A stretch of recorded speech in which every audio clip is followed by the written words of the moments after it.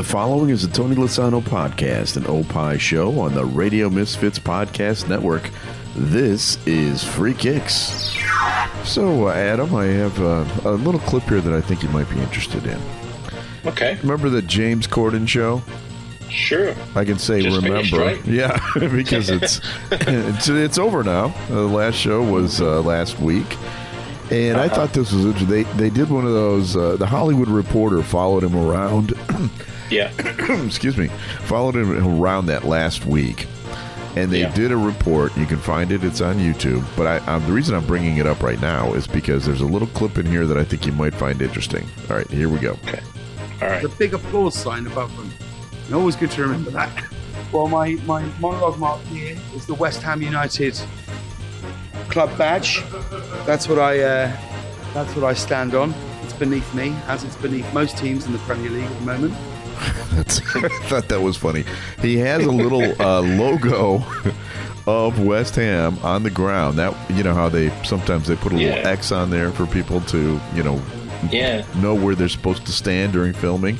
His was a West Ham United logo. That's great. Yeah, I didn't realize he was a West Ham fan. Yes, he is. All right. So he's had a rough few years, to say the least. Well, yeah, they had a good year, 2 years ago or whatever, right? Didn't they? That's true. That's true. Wasn't? Yeah. They're still playing. They're still in the Premier League at this point. But that's what we need to talk about because the name of this show is Free Kicks. And now, Free Kicks. Free Kicks with Illinois Youth Soccer Association's Director of Coaching, Adam Howarth, and Rick Kemper. So I want to do something a little bit different here at the beginning of the show because it was kind of a bad week for American players in the Premier League. So I get a little jingle for that. In this country, we call it soccer, partner. And Love it. So let's talk about some of that the. in a while. That's good. I know, exactly. So let's start with the Fulham game. Tim Ream, one of the most important defenders, I'd say, of the U.S. national team, broke his arm. Not good. I watched the Leeds game, and Weston McKennie, boy, he is not adapting to the league, and he was pulled out in the middle of the game. Yeah. Brendan Aronson is to the point where he's not even playing. He's on the bench. Then in the Scottish Cup, and by the way, Tyler Adams has been out since March. Yeah, he's been injured, yeah. Yeah, and actually, if you look at when they really started taking a dive, it's right when he went out. Agreed. In the Scottish Cup semifinals, Cameron Carter-Vickers and Malik Tillman, both players for the U.S. national team, both injured in the same semifinal game. It's been a bit of a rough go for our American players, hasn't it?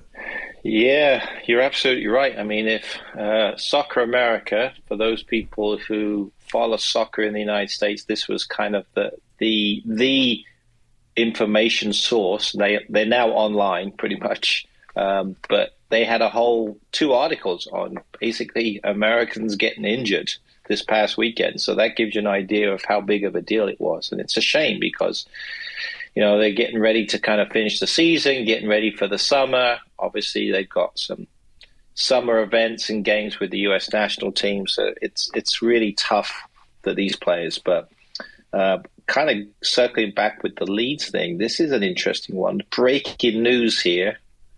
There's a very good chance that Leeds will have a new manager by the end of today. So by the time you listen to this, you could see Mr. Sam Allardyce back in the Premier League with Leeds United. Where do they keep these guys? Is there like a little cryogenic? You got Roy Hodgson back, and now Sam Allardyce. Exactly. That's right. He's just sitting in. They have this big room. He just sits there and waits for the call. But yeah, this is big news. I mean, Garcia. The fans are not happy. I think this past game was obviously the straw that broke the camel's back there, to say the least. And so I think it's time for a change. They've got 4 games left. Maybe this might be it. Wow. Well, so big news there. Yeah, so, that might help with McKinney. Who knows? Might improve his form a little bit. Yeah, might. So it turns out this wasn't Jesse Marsh's fault. No, I don't think so. Yeah.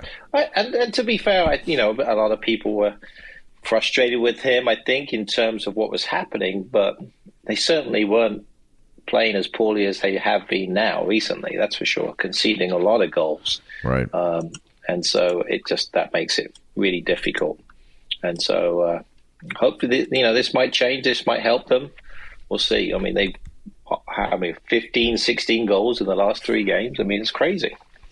Well, I don't often ask you about teams that are like 12th or 13th on the table, but we're talking about American players. I believe one of the former powerhouses in the league, Chelsea, has an American player. How's he been doing? I know you watch them.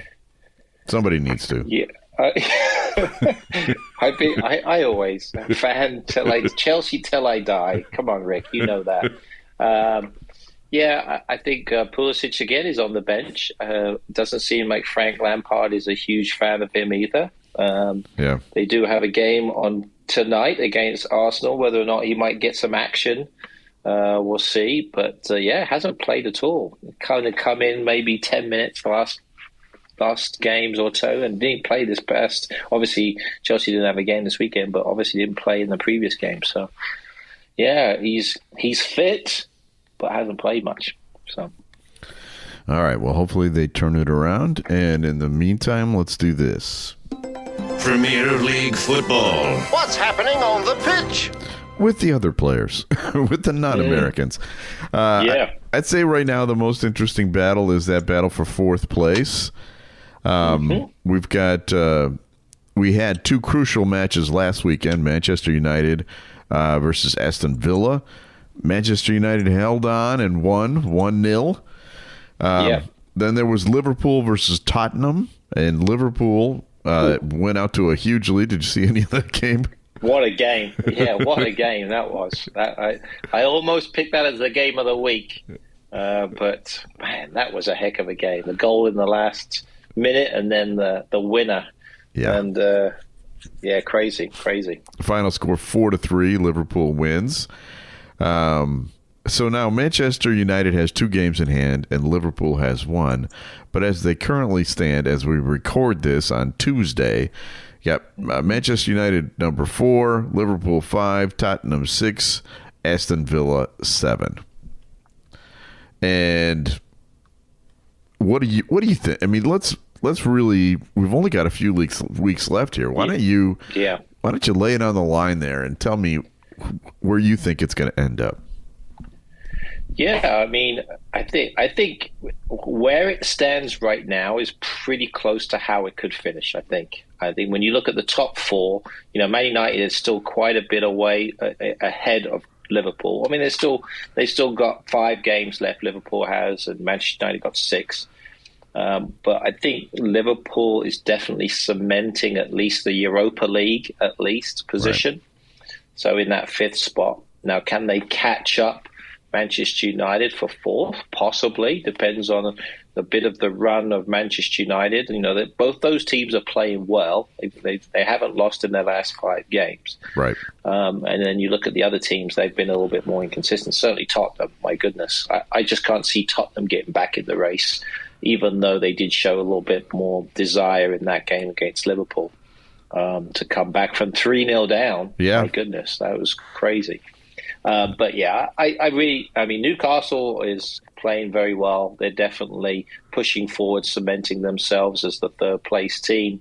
And then it's really down to Manchester United and Liverpool, I think, for that 4th spot. Have those teams ever gone head to head, struggled for a spot on the Premier League table before? I think, Manchester United has been down a little bit. Liverpool's always, I think, in the last 10 years hasn't been not in the top 4. So this might spur them on here, and they've still got quite a few games. I mean, there's still 5 games left, so there's quite a few things that can happen. And Liverpool's playing very well, so I think they're going to give Man United a good run till the end for sure. But I mean, going way back, this is a rivalry that. I mean, these two teams have fought it out for years. No question. No question.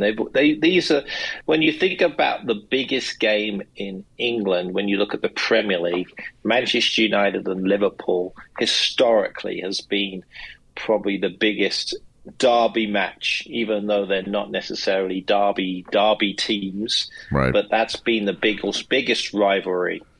But it's interesting, when you look at it. They're now their rivalry is for a Champions League spot, whereas before it was for the champions. So that puts everything in perspective. And there's still one team in Manchester that are doing very well, and that's Manchester City. Yeah, that's true. We gave them enough airtime last week. We're moving on. Let's talk about the relegation matches, because there was a huge one yesterday. As we tape this on Tuesday, Leicester City versus Everton. That was a chance for both of these teams to grab a hold of 3 points, and wouldn't you know it, neither of them could do it. So they ended up with a draw, a 2-2 draw. Did you get a chance to watch any of that? I did watch that game yesterday, and it's interesting. Just when they need him, he comes back into the realm, and that's Jamie Vardy. Gotta love Jamie Vardy. Scored his third league goal of the season. Great finish. It was if you've ever seen a Jamie Vardy goal before, you've seen this one. It was exactly the same, right? It's the breakaway. He's got the ball, just him on the goalie. Yeah. He never misses those.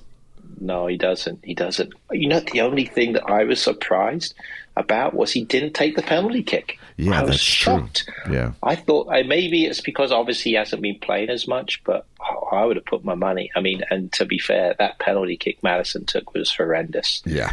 Straight down the middle. And I don't know if you saw this. There was a lot of news talking about how Jordan Pickford had on his water bottle the penalty kick, where the penalty kick takers go position-wise. So he had it, and he had 60% of the time James Maddison goes down the middle. There you go. That's research for you. That was pretty good. So that seems to be a big thing now, doing the research on penalty kick takers, and then the goalkeepers have it plastered on their water bottle. So I thought that was pretty interesting. And they did that at the World Cup because obviously you get into the penalty kick shootouts, it's such a big deal. But he guessed right. He got it right. Well, let me ask you this about Pickford. Mm-hmm. If Everton does go down, and it's not looking great. No. What happens to Pickford? He's the national team goalie. Does he go down to the second division? It's a great question. I certainly think a team would pick him up if he goes down. If they do go down, I think certainly they'd be one of the top teams. I mean, when I look at some of the teams that might need a goalkeeper, my team Chelsea might be one. Yeah, potentially. Tottenham potentially. They're a team that's Lloris is certainly kind of aging, getting a little bit older. Right. I think everybody else, and maybe even Man United, De Gea, he's kind of getting on a little bit. So I think there's definitely a few. I think there'd be a few teams certainly looking for a goalkeeper, and I don't think he would play in the championship if they went down. So. Okay. And it's probably fair to say there's probably a few other players that would probably leave as well when you look at some of those other players that they have. But that's typical when teams go down. Right. Yeah, it's just not often that a team goes down with a national team player on the roster. That's a good point, yeah. Okay, so we have a couple of other big games. Nottingham Forest, that game against Brentford, that had to be one of the most crushing losses in Forest history. They were up 1-0. They were dominating the game against Brentford, which is a good team. Mm-hmm. And, they're doing their usual throw-in thing where they score on the long throw-ins. But Brentford comes back and they tie it at the very end, and then they win it in the 93rd minute or something, just crushing. Yeah, a tough one. I mean, and it's the type of game that it was a survival game in some respects for both teams. Like Brentford, obviously in great shape, but they kind of made it into a survival game just because of the way they play. They're very direct.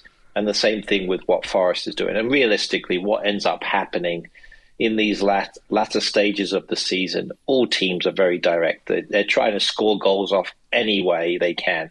Like you said, it could be a long throw-in. It could be a free kick or some type of a corner kick, whatever it may be. So all of these goals are scored, by kind of ugly ones. Right. The frustrating one for me was for Nottingham Forest was the free kick that they conceded. It went straight through the wall. Yes. Why have a wall? Through the wall. It's just straight through the wall. I mean, if you're the manager, it's like, what? It's not a lot you can do. You've got the wall set. Just be a wall. That's your job. Don't move. Don't turn your back. It doesn't hurt that much. And even if it does, deal with it. Yeah. Man up. My goodness. Exactly. But it's just like, don't let the ball go through. And I felt bad for the goalkeeper because he had no chance. I got to admit, when I played, I wasn't one of the big volunteers to go in the wall. Because I was always a forward, too. But I never was like, hey, can I go in the wall? Nobody really wants to be in the wall. That's true. I mean, but these teams they certainly have designated players. Like for me, I always have my midfielders are always in the wall. That's part of being a midfielder. Right. If you're in the midfield, you're in the wall. That's the deal. So you know that you've got to be in there, and you certainly man up and take it on the chin, so to speak. But don't turn your back and don't let the ball go through. I've seen that quite a few times, and it's, as a manager, I'm sure Steve Cooper was extremely frustrated to see that. Yeah, I'm sure he was too. All right, so there are a couple of other teams in that area. Southampton, they led for a while at Newcastle before, gravity. Leeds had a bad weekend again, crushed by Bournemouth. But I think we're really down to 5 or 6 teams here that have a possibility of going down. And we keep talking about the same teams. Yeah, we do. And when you look at it, it's Leicester, Leeds, Forest, Everton, Southampton. There's a 4-point gap to West Ham, and then West Ham has a game in hand. So the other teams all have 4 games left. And you look at their last 5 games, there's a lot of red for losses on I've noticed those that. teams. So at least West Ham's got a couple of wins in there. Forest and Leicester have got 1 win in their last 5. Yeah, they have to make something. They have to make some moves. And I think there'll be a team that will make a move out. I just think it'll be Leicester or Leeds that may get dragged back into the bottom 3. Yeah. The big question is, who wants this thing? I mean, you guys got to step it up a little bit. All right. Now, before we get to the our other regular features, I wanted to talk to you about Welcome to Wrexham. Just quickly, the news came out this week that the show begins in August. And spoiler alert, if you haven't been following, they did get promoted. So this could be a really feel-good season on that show, don't you think?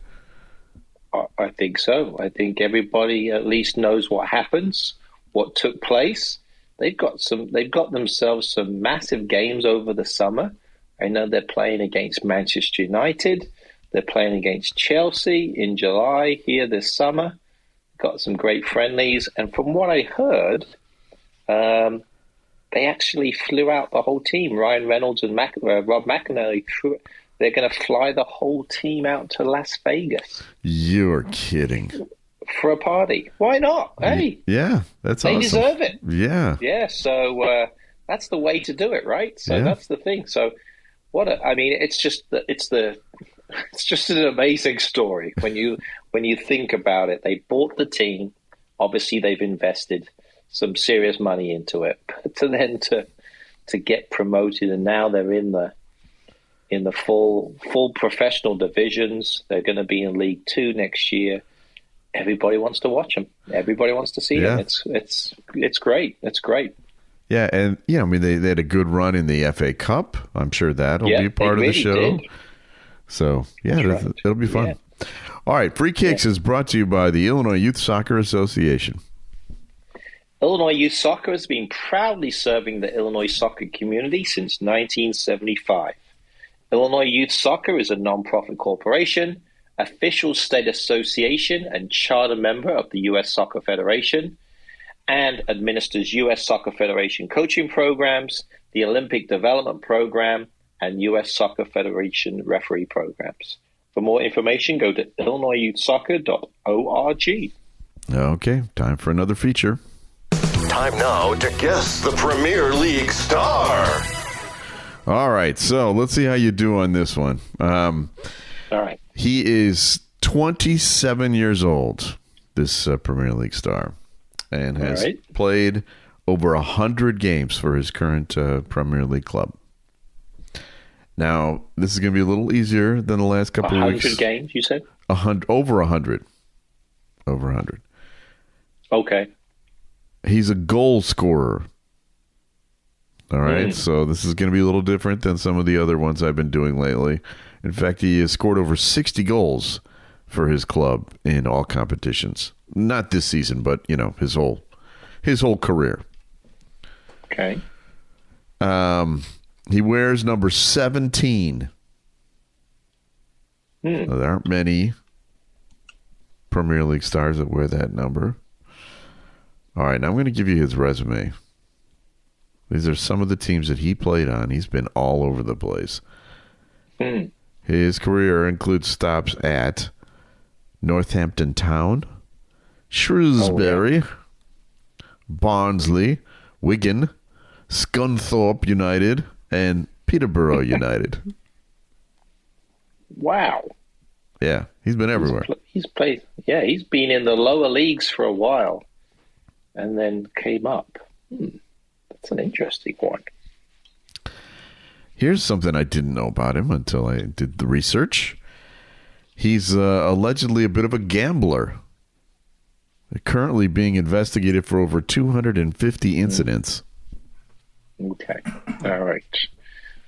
That might have helped me. And did we talk a little bit about him today? No, I don't think we've mentioned his name. Well, the free kick, is that who we're referencing? The free kick? He scored a free kick? No? Did he? Yes, actually, you know what? He did. Yes, he did. He scored. He was the one that hit the free kick that went through the wall. Do you not remember that discussion that we had? That's right. It was only a few minutes ago. I know. I forget stuff all the time. I'm an old man. Come on, Rick. I'm an old man. It just comes and goes.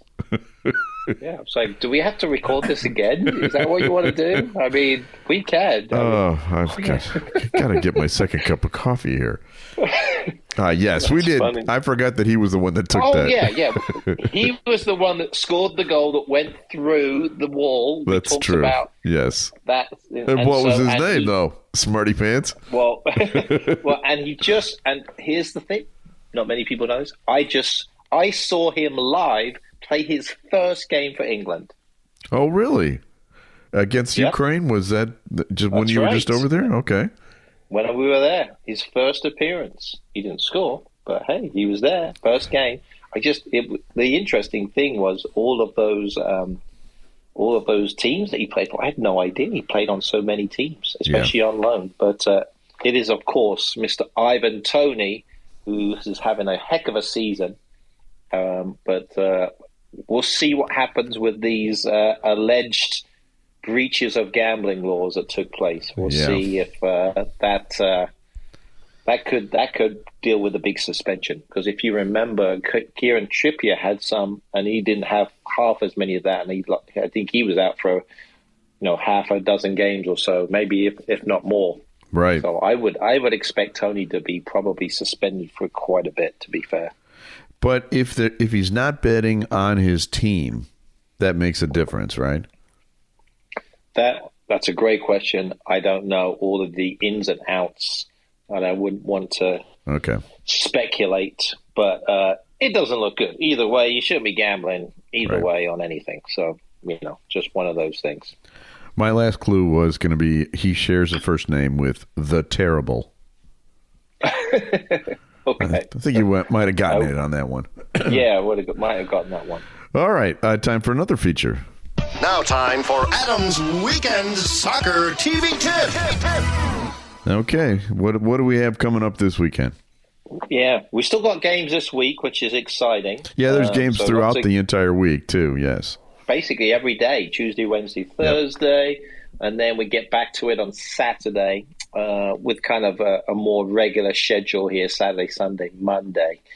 But again, I think at this point we're going to have to pick a couple of games just because you're looking still at the top of the table and the bottom. So here's where I'm going with it. So top of the table clash, I think, is going to be a good one. Obviously, Arsenal dropped down to second place now after Man City winning, but they're playing Newcastle. So second versus third. I think that's got to be a game that people need to watch. It's at Newcastle.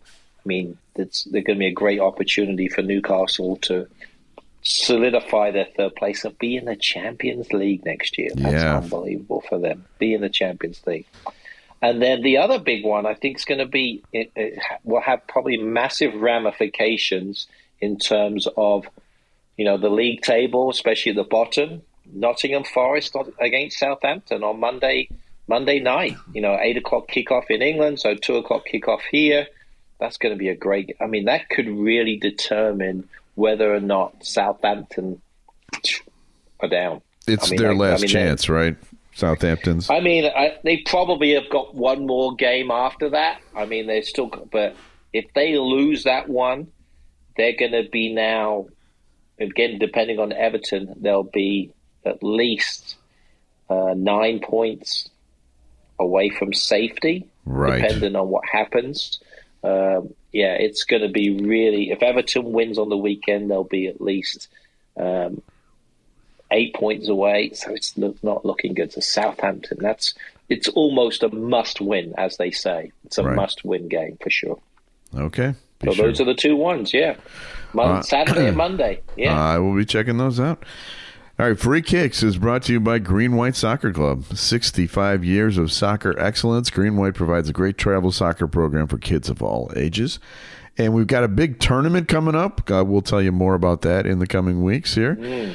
Our program is led by former World Cup player and coach Mustafa Edders. Go to greenwhitesoccer.org. All right, we have people to thank. Excuse me. We need to thank our executive producer, Tony Lasano, who, by the way, all fairness, is the one that sent me that James Corden thing. Thank you, Tony. He's with opishows.com. Opie is hippo backwards, OPPIH shows.com. We're distributed by Ed Silla with Radio Misfits. Great Talk Radio isn't dead. It just moved to a better place, RadioMisfits.com. And we'll be back again next week with maybe a little more coffee, a little more clarity from the co-host here. I didn't even have a rough night last night. But we'll be back again. It's all good. It's all good. We'll be back again next week with a brand new episode of Free Kicks. The preceding was a presentation of Opie Productions. Find our other great shows wherever you find podcasts, including opishows.com. Thank you. This has been a presentation of Opie Productions. Tony, can you shut up?